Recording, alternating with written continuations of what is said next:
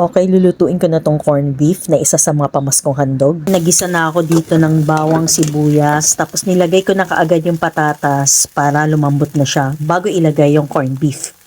Dagdagan ko pa kasi gusto nila ng lots of patatas. Lagyan ko lang ng konting tubig para mabilis lumambot ang patatas. Malambot na yung patatas, lalagay ko na yung mga corned beef. Ito na, alam ko anong lasa nito. Hindi naman to yung pinaka premium talaga na corned beef. Pasasarapin natin yan.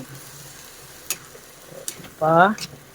Tutuin ko lang maigi yung corned beef. Kasi alam nyo naman, ilang taon din siyang naninirahan sa lata. Lagyan ko lang ng paminta. Yan. Medyo masabaw yung corned beef. Para tuloy siyang lugaw. Taragaba. Okay, pasasarapin ko lang ang aking corned beef. Lagyan ko lang siya ng quick melt cheese. Ay! Yan. Yan natin siya mag-melt. Garnish natin siya ng onion. Garnish, tapos sinalo. Okay, ito na siya.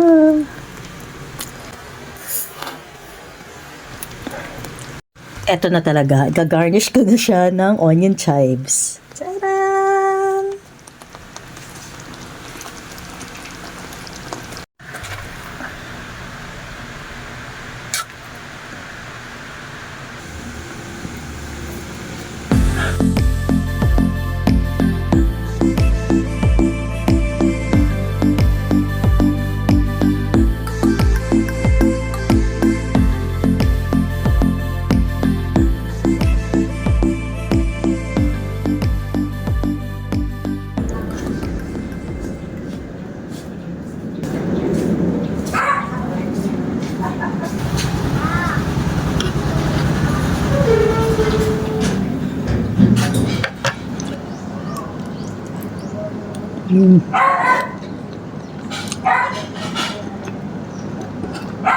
Nakatulong yung cheese para mag-level up yung lasa ng corned beef.